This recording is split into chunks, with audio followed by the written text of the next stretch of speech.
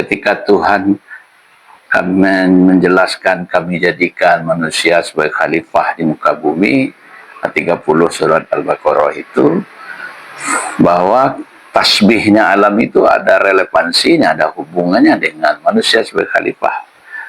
Dan kita yakini semua proses alam ini sudah diatur, sudah teratur. Bahkan Al-Quran katakan tidak ada yang sia-sia. Rabbana ma khalaqta hadza batila. Bentuk tasbihnya itu, keteraturannya itu. Masyarakat kita mudah mencap itu, tak terkecuali mereka yang katanya beragama sendiri. Itu karena tidak sampai, tidak punya potret besar. Kalau kita tidak punya kacamata besar, atau kacamata kita hitam, maka dunia ini hitam saja dilihat. Tapi kalau di kacamata jernih, maka dunia ini akan jernih. Itu loh Pak.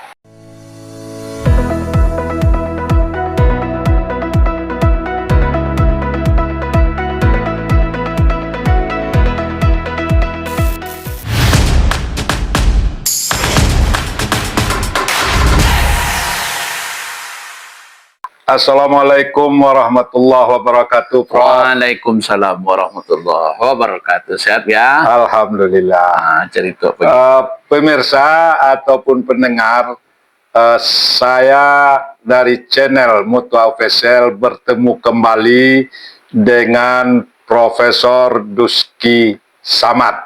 Ya. Guru besar IAIN Imam Bonjol. Win, Guru besar UIN Imam Bonjol Padang. Ya. Kenapa saya mendesak Prof pagi ini? Ya. Ini yang ingin saya sampaikan dari tayangan kita beberapa hari yang lewat. Ya. Mungkin kita sudah sama baca juga dari para pendukung channel ataupun yang ikut mengikuti channel Mutua Official, khususnya dari pandangan Prof kemarin sangat banyak positif. Alhamdulillah. Dan juga ada yang nelpon, sehingga tadi pagi saya telepon Prof mendesak untuk kita berbincang-bincang yang dari hasil pandangan-pandangan pemirsa. Jadi pandangan pemirsa ini begini, Prof. Ya. Dia ingin agak menukik tentang syirik ini. Ya. Tentu kita melihat kemarin itu kan saya bicara juga dengan sesepuh Sunda, bahwa Kang Deddy ini tentang Sunda Kewiwitan, dia jelaskan dia berada pada posisi etika lingkungan, dan dia katakan dia Islam benaran tapi belum setingkat wali.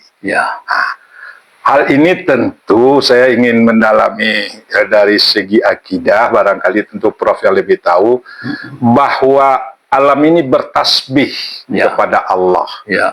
Pada tingkat apa orang bisa memahami alam ini bertasbih kepada Allah? Kalau kita awam ini kan biasa-biasa aja. Ini barangkali dari supaya pendengar kita lebih puas, Prof. Baik, makasih. Assalamualaikum warahmatullahi wabarakatuh.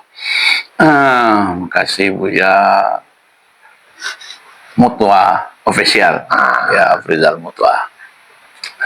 Pertama, Islam itu hadir tidak saja untuk umat Islam, tapi untuk semesta, sehingga disebut rahmatan lil alamin. Ma arsalnaka illa rahmatan lil alamin. Oleh karena itu, tidak satu pun mestinya yang tidak dapat rahmat dari Islam. Dalam ayat lain juga dikatakan, Yusabbihu lillahi ma fis samawati wal ard. Semua yang ada di alam ini bertasbih. Nah, bagaimana bentuk atau bagaimana cara kita meyakini, mengerti, dan pada akhirnya memahami orang lain dengan ini. Pertama dulu kita harus paham, lingkup ajaran Islam itu 3. Iman, Islam, dan ihsan. Iman itu berkaitan dengan keyakinan, berkaitan dengan akidah, berkaitan dengan bagaimana manusia memiliki akidah yang lurus dalam hubungannya dengan Allah. Islam menyangkut kehidupan sehari-hari yang disebut dengan syariat. Ada 5 rukun Islam kita. Ya. Nah, kalau iman tadi ada 6 rukun iman kita. Dan ada bagian ketiga namanya ihsan. Ihsan inilah turunannya nanti akhlak.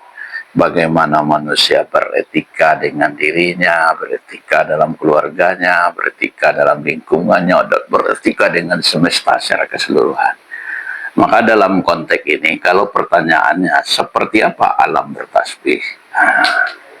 Dalam konteks kajian etika, akhlak, ketasbihan alam ini, bagaimana ya sepertinya ketika Tuhan kami menjelaskan, kami jadikan manusia sebagai khalifah di muka bumi, 30 surat Al-Baqarah itu, bahwa tasbihnya alam itu ada relevansinya, ada hubungannya dengan manusia sebagai khalifah. Dan kita yakini semua proses alam ini sudah diatur, sudah teratur. Bahkan Al-Quran katakan tidak ada yang sia-sia. Rabbana ma khalaqta hadza batila. Bentuk tasbihnya itu, keteraturannya itu. Capaian teknologi hari ini kita bisa berpodcast, kita bisa berdigitalisasi hari ini karena teraturnya alam. Ilmuwan menemui hukum sebab akibat. Dengan cara seperti ini, kalau dihubungkan dengan ini akan jadi ini. Inilah nikmatnya kita hari ini. Iya, iya. Jadi apa bentuk nyatanya? Keteraturan dan bagaimana alam itu tunduk pada sistemnya. Hukum alam namanya. Bahasa Al-Quran sunnatullah namanya. Dan ini pula oleh Al-Quran. Sunnah itu walan tajida li sunnatillahi tabdila. Dia tidak berubah. Yang namanya banda ini kalau dijatuhkan ya ke bawah. Dan sunnatullah itu tidak akan berganti, tahwilah. Jadi oleh karena itu, kalau mau dilihat dalam pengertian sederhana dulu, tasbihnya alam itu dalam bentuk patuh pada sistem yang telah diciptakan Allah padanya. Iya, sunnatullah. Sunnatullah. Tapi dalam pengertian lain, terutama kawan-kawan kita atau ulama yang membahas bagian ketiga dari ajaran Islam ihsan tadi, dia memahami tasbihnya alam ini dalam konteks simbolik. Jadi agama ini sering jadi perdebatan ketika ada yang dipahami secara literal, nas tanpa, ada yang kadang menafsirkannya secara simbolik. Coba simbolik ini perlu barangkali ini di dalamnya agak sedikit. Nah, itulah kata kuncinya. Bagaimana bentuk tasbih alam? Kata orang ilmuwan, dia peratur, dia menurut aturannya. Nah, ini ayatnya. Kata para sufi, wali Allah, orang-orang yang melihat menggunakan indera keenamnya, batininya, tasbihnya alam itu bahkan bisa diatur, bisa dia suruh.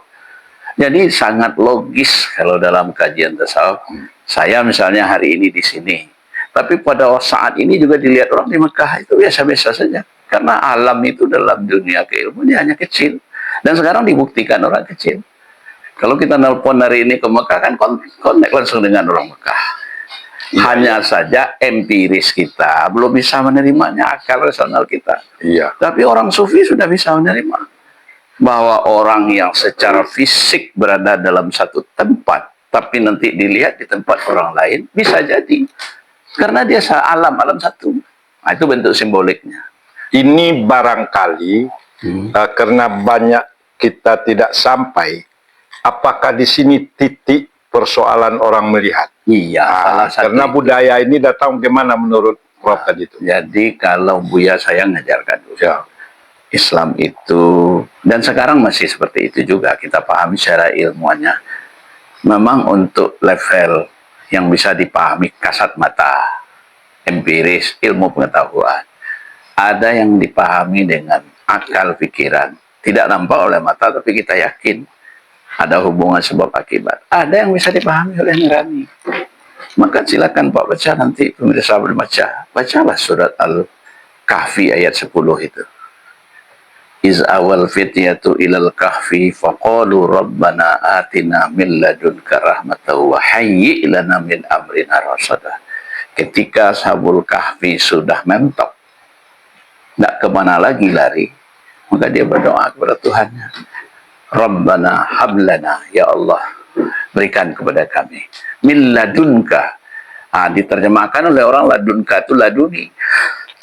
Laduni itu ilmu yang bersumber dari Tuhan. Ya. Kecerdasan keenam kata orang kata orang intelektual. Kecerdasan di luar kecerdasan yang terukur. Laduni. Laduni namanya. Ya. Oleh orang sufi ada menyebutnya karomah. Ada pula yang menyebutnya nanti irhas bagi orang biasa. Keistimewaan yang secara fisik, secara ilmiah tidak bisa dijangkau, tapi dia nyata. Dan ini mesti memenuhi sebuah proses-proses yang sangat jelas. Dan juga dikatakan oleh hadis, man 'allama ilman yu'allimuhu man lam ya'lam. Orang yang konsisten mengamalkan ilmunya, Allah akan ajarkan kepadanya yang tidak dia pelajari. Itulah hikmah. Apa memang saya tertarik kalau orang pada tingkat hikmah dah tinggi, pemahaman keagamaan dah tinggi, ya, dia bisa menyatu dengan alam. Ini yang susah kita menerjemahkan. Tolong Prof, ini sehingga orang bisa, ini syirik gitu. Ya. Kan bisa begitu. Masa seada dia di Mekah, kita di sini. Sebenarnya kalau orang sudah memahami secara utuh, tidak ada yang perlu dijustifikasi atau dihakimi begitu saja. Iya. Memang dalam hidup ini ada orang punya tingkatan-tingkatan. Ya. Ada orang pada level yang dia tampaknya hukum sebab akibat. Ada orang yang sudah membaca yang tersiratnya. Ya, tersirat. Ada yang membaca yang tersuruhnya. Jadi Prof, ketika orang udah sampai tingkat makom keilmuan keagamaannya, dia bisa memahami alam atau dia bisa menyatu dengan alam. Di sini perlu pencerahan lebih lanjut. Oke. Baik, kalau hemat saya, dan begitu memang dari berbagai sisi pengetahuan yang kita lihat, bahwa apa yang kita saksikan dari berbagai pemikiran orang, berbagai pandangan keagamaan, berbagai pandangan kebudayaan, bahkan peradaban yang sudah terbentuk, sebenarnya yang penting diletakkan dia pada alurnya. Ya. Kalau menyangkut akidah, itu jelas, lurus, tidak boleh ada perbedaan. 6 rukun iman. Ya. Allah, ada rububiyah, ada uluhiyah, ada ubudiyah, selesai itu. Dan dalam agama sangat jelas petunjuk itu. Sekali lagi dia akidah ibadah, kalau tidak ada perintah, nggak boleh dilakukan. Tapi kalau dia menyangkut muamalah, sakafah, peradaban, selagi tidak ada yang melarang, boleh. Itu baliknya bedanya, Pak. Nanti harus paham syarikat itu. Ya. Kalau akidah, ibadah, syariah, kalau tidak ada yang menyuruh, tidak boleh dilakukan. Kalau namanya muamalah dan peradaban, kalau tidak ada yang melarang, silahkan lakukan. Nah, jadi artinya apa? Perilaku orang, etika alam, sekarang ada namanya etika teologi, ekoteologi, ada eko, macam-macam kesatuan antara akidah dengan alam. Diperkenalkan sekarang oleh Menteri Agama itu. Bagaimana melihat alam kerusakan ini, alam keteraturan ini dari aspek akidah juga. Itu sah-sah saja. Karena tidak mengganggu, bukan alam yang jadi Tuhan. Alam si alam, Tuhan si Tuhan. Bukankah juga menyuruh alam, memelihara alam disuruh oleh agama? Artinya pernyataan menyatu dengan alam, pernyataan etika alam, pernyataan menjaga alam, itu pernyataan netral-netral saja. Itu hal-hal yang muamalah saja itu. Yang tidak boleh, jangan itu dikontribusikan ke akidah. Bahwa alamlah segalanya yang menentukan. Tidak. Alam juga sama dengan kita. Dia manusia biasa, dia makhluk biasa. Bahwa alam segala-galanya, tidak juga. Nah, jadi ini memerlukan pencerahan, penegasan aspek akidah sahihah yang tak boleh dilanggar, aspek muamalah yang kita memang harus berinovasi, kita memang harus melakukan pembaharuan. Antum a'lamu bi umurid dunyakum. Bahwa memang dari segi akidah, alam itu bergerak dari pemahaman akidah yang benar. Ya. Artinya sunnatullah. Ya. orang memahami pada tingkat tinggi juga dia berada pada posisi sunatullah. Ya. Nah, oleh sebab itu saya nih akan melihat sedikit, agak melukis sedikit nih Prof. Ya. Ini perlu juga dari cerita kita tadi. Bagaimana Kang Deddy Mulyadi di Jawa Barat yang tanda kutip Prof lihat?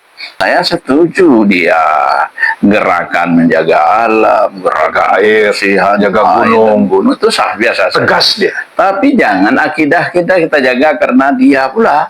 Ini yang salah. Jadi kalau begitu saya ingin dalami supaya pemirsa bisa lebih paham terhadap bahwa supaya jangan meleset pemahaman orang. Saya ingin mendalami akidah ini. Ya. Nah, silakan. Akidah kita lurus saja, jangan sembah dia. Yang berkuasa itu hanya Allah, yang hidup hanya Allah, yang memberi kehidupan hanya Allah, yang memberi kekuasaan Allah, yang menentukan segalanya Allah. Dipelihara boleh. Memelihara alam itu kewajiban lain. Nah, ini yang saya maksud, yang tambahannya Prof. Saya pagi tadi membaca tulisan Prof nih, tentang akidah ini. Agak saya lihat sangat jelas pemisahannya itu. Jelas nih. Yang tulisan ketika orang bicara akidah, terminologinya, paduannya jelas. Amantu billah wa malaikatihi wa kutubihi wa rusulihi wal yaumil akhir wa qadari khairihi wa syarrihi minalillahi ta'ala. Ini yang halus membedakan orang yang menghormati alam dengan menyembah alam. Kita tiap hari menghormati alam, kita rawat alam ini karena alam juga bagian dari cipta Tuhan.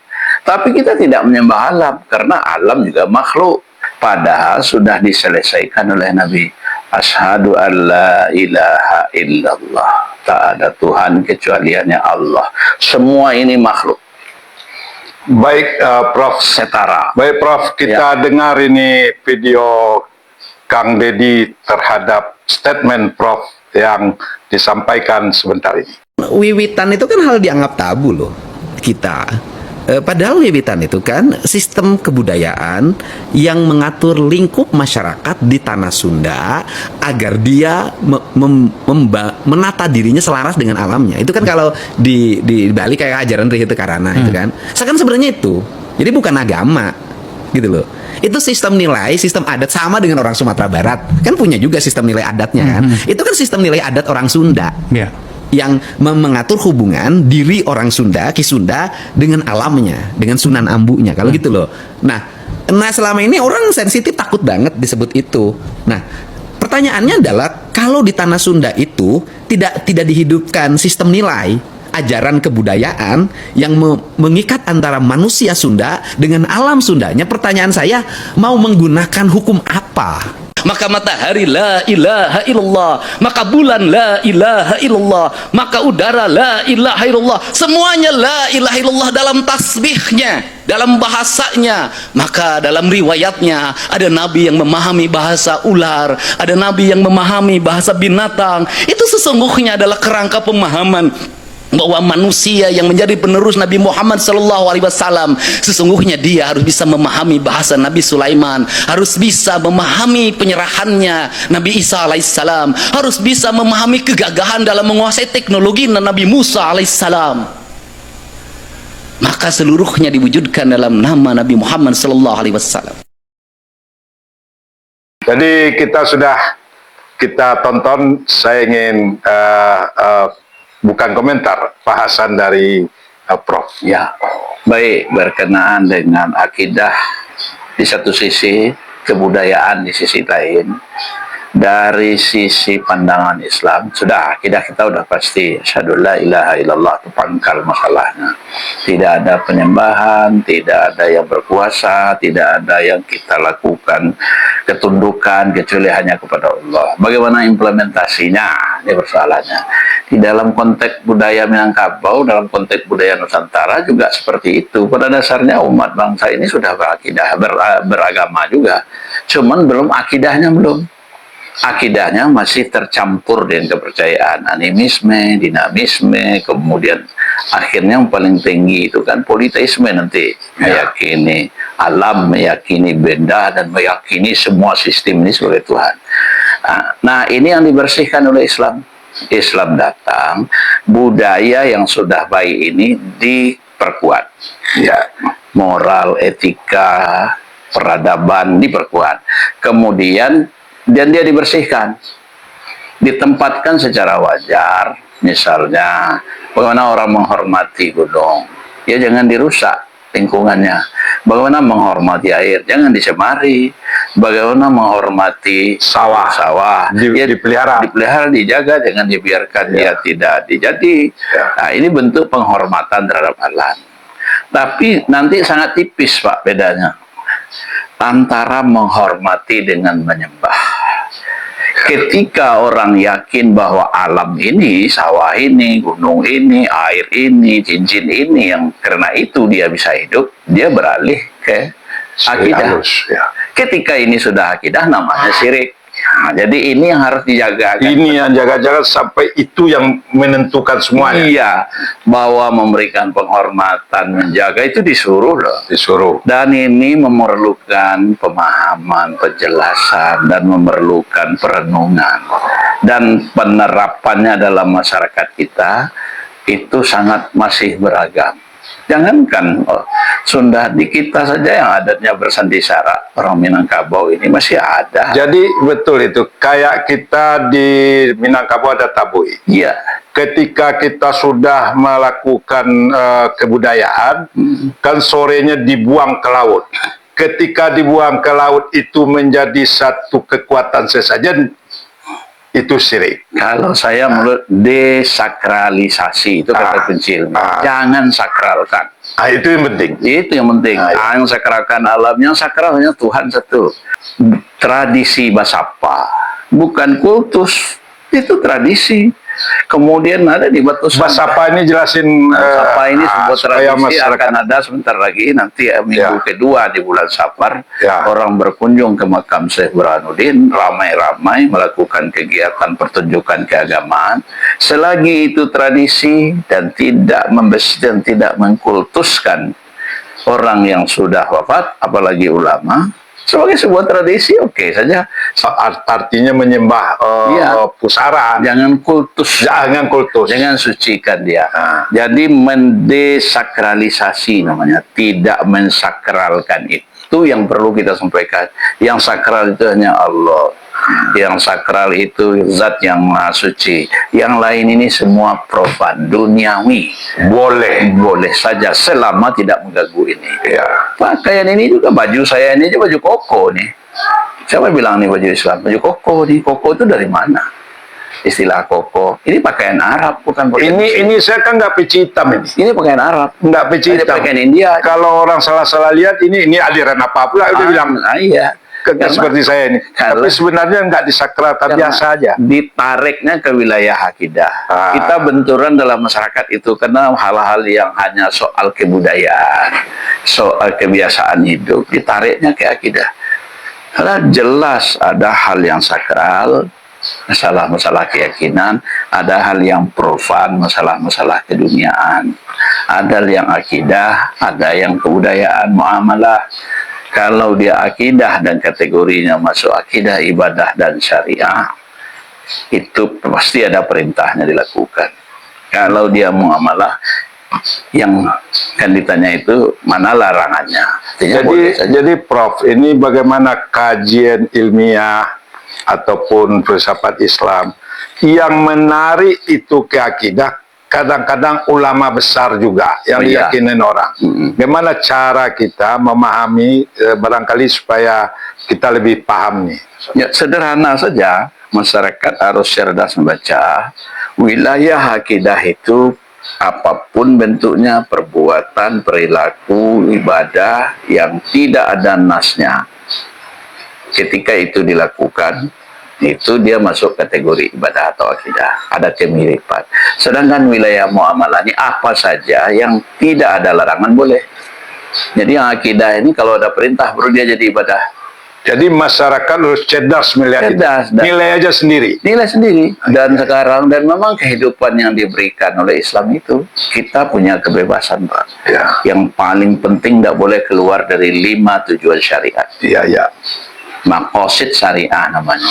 Satu, terjamin akidah. Ya. Dua, terjamin nyawa. Ketiga, terjamin kecerdasan. Empat, terjamin kepemilikan. Kelima, terjamin keturunan. Itu lain, Pak. Yang lima itu namanya maqasid syariah. Atas dasar inilah kita menilai ini akidah, ini muamalah. Kalau dia akidah, kalau akan terzolimi nyawa, boleh digeser. Nyawa nomor satu, Pak. Harta orang, harta kita, Itu prinsip nomor 4 dari nomor 4. Menjaga harta. Menjaga harta. Hifzul mal namanya. Bukan sekedar menjaga harta yang ada pun ada aturan untuk mengeluarkan segala macam. Ke syariatnya lagi nanti. Ke syariatnya itu. Jadi prinsip dasarnya akidah, ibadah, akhlak. Kemudian dari segi keilmuannya nanti jadi fakultas ya malah jadi cabang ilmu. Dari segi perilaku kesyariah kita ada akidah, ibadah, syariah satu nilai-nilai dasar yang hanya ada perintah baru boleh lakukan. Ada nilai-nilai yang sifatnya hanya menetapkan batasan-batasan. Prinsip-prinsip itulah dia muamalah. Kalau misalnya menjaga keturunan, itu bagian maqasid. Inilah yang perlu ada nasab. Ya, itu 5 tadi. Ya. Maqasid syariah itu puncak semuanya. Ya. Jadi Islam itu mesti ke sana larinya semua. Apapun akidah, ibadah, muamalah, semuanya mesti menjaga yang 5 ini. Akidah nak boleh merusak nyawa. Akidah nak boleh merusak keturunan. Akidah atas nama agama dirusak. Nak boleh. Hebat sekali. Jadi yang rumit itu, masyarakat kita mudah mencap itu. Tak terkecuali mereka yang katanya beragama sendiri. Itu karena tidak punya potret terlalu besar. Kalau kita tidak punya kacamata besar, atau kacamata kita hitam, maka dunia ini hitam saja dilihat. Tapi kalau di kacamata jernih, maka dunia ini akan jernih. Itu loh, Pak. Barangkali dari kondisi yang seperti itu, ingin nasihat ataupun kata akhir dari pertemuan kita ini. Baik, berkaitan dengan akidah dan budaya Nusantara, itu mungkin judul besarnya. Ya. Akidah satu pondasi keberagamaan yang setiap orang kita ini sudah ada bimbingan yang jelas. Saya menyebutnya tadi akidah shahihah. Patokan dasarnya ada rukun iman. Kemudian dalam akidah ini jangan ada percampuran. Di wilayah yang sangat sakral namanya, wilayah privasi orang. Ulama tugasnya mengingatkan ini. Sedangkan yang menyangkut kehidupan kebudayaan, mulai dari ilmu pengetahuan, ekonomi, sosial, politik, dan seterusnya, itu kan masuk kehidupan sehari-hari, muamalah. Selama tidak ada larangan agama, itulah tempatnya tumbuhnya kebudayaan Islam. Islam ini hadir sampai hari ini. Agama apa saja sebenarnya tumbuh sejalan dengan perkembangan kebudayaan. Fas'alu ahla zikri in kuntum la ta'lamun. Bertanyalah kepada orang yang alim kalau kamu tidak tahu. Jangan menafsirkan, apalagi menuduh orang. Orang yang menuduh orang lain kafir, dia yang kafir. Jadi dalam bagian akhir dari ini, kalau ada perbedaan pendapat, ada yang menyelesaikan. Kalau tidak, kenapa ada ayat Al-Maidah Nisa 59? Atiullah wa atiur rasul wa ulil amri minkum fa in tanaza'tum farudduhu ilallah. Jadi Buya Hafizal awak heboh karena merasa pintar. Oleh karena itu kita perlu dakwahkan terus. Diharapkan Islam di Nusantara kaya dari segi peradaban, teguh dari segi akidah dan ibadah. Jadi kita sebaiknya, itulah tawaran wasyatiyah. Ya. Moderasi namanya. Moderasi itu teguh pada keyakinan, kemudian menerima perbedaan dan menghargai orang lain. Itu ciri Islam rahmatan lil alamin. Luar biasa. Ini luar biasa dari ketegasan dari Prof. Di akhir ini saya ingin juga sedikit pandangan terhadap Kang Deddy, agak sepatah dua patah kata. Kalau saya melihat dia sebagai tokoh, sebagai pejabat publik lah. Dan umara dan ulama itu adalah mitra. Bukan saling memasuki. Bukan, dia mitra sejalan. Jadi tanda kutip ulama, kadang-kadang dia udah bersorban, Nah, dia itu udah top. kultur namanya itu. Bukan ulama, itu kultur. Bukan. Ulama itu orang yang berilmu. Bukan gelar tuanku, bukan syekh, bukan sorban, tapi yang terukur keilmuannya.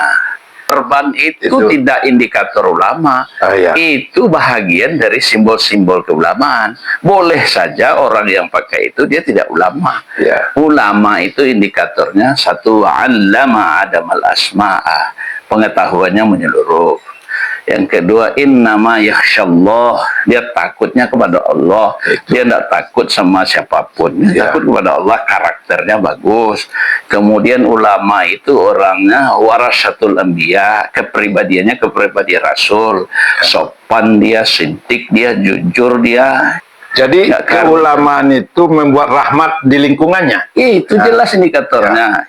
Satu, berilmu. Ya. Yang kedua, bertakwa. Yakhsyallah, bukan sekadar bertakwa. Takut hanya kepada Allah. Ketiga, warasatul anbiya. 3 indikator itu saja. Dan rahmatan lil alamin. Ujungnya pasti Baqarah ayat 31. Berilmu yang kullaha. Luas ilmunya. Kedua, yakhsyallah. Dia takut kepada Allah. Kepribadiannya tangguh. Nggak bisa makan sogok. Kemudian yang paling penting sekali, warasatul anbiya. Waris Nabi. Waris Nabi itu ya akhlak mulianya. Bukan nasab. Bukan. Waris Nabi tidak punya nasab.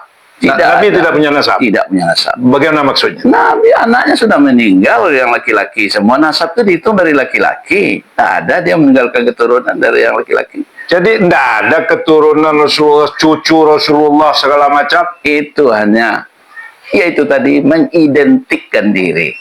Kalau nasab Nabi jelas sejarah, tidak ada nasab Nabi. Udah putus. Sudah, hanya anak perempuannya. Nasab Ali yang ada lagi ya. Ali beranak ya ke bawah. Ya. Tapi yang Nabi anak laki-lakinya meninggal sebelum Nabi wafat semua kan. Tidak ada punya cucu kan. Selain cucu lewat Aisyah. Lewat Fatimah. Fatimah bukan lagi cucu Nabi dalam pengertian zuriat lagi. Dalam pengertian waris lagi. Zuriat ya. Waris tidak. Zuriat boleh ada Nabi. Ya. Karena anak Fatimah punya anak 2. Ya. Tapi nasab tidak. Buat nasab melahirkan waris. Udah putus. Sudah putus. Maka dituduh orang Nabi itu abtar. Kalimat nasyadnya kawal abtar itu kan kritik orang-orang Quraisy terhadap Nabi. Nabi tidak punya keturunan. Memang tidak punya keturunan lagi. Itu untuk menjamin Islam jangan sampai disembah orang setelah itu. Nah, kembali lagi ke akidah tadi. Itu akidah itu. Jadi yang aku lihat banyak sekali lapangan keilmuan. Dan karena Islam ini sudah jauh sekali ke bawah, maka diperlukan kembali ke akar. Ada akidah, ada ibadah, ada syariah. Ada muamalah, ada sakofah, ada hadarah. Profesor Pak Wi Abdul bisa menjelaskannya. Terima kasih. Terima kasih Prof. Dr. Duski Samad yang sudah memaparkan yang sebagaimana kita ikuti dari pikiran-pikiran beliau, baik itu dari awal kita bicara muamalah dan ibadah, masalah alam dan alam bertasbih, terakhir dia memberikan pemahaman yang lebih luas tentang nasab dan keturunan Nabi, tapi beliau menjanjikan untuk membahas tuntas tentang keturunan dan nasab Nabi pada episode berikut. Terima kasih.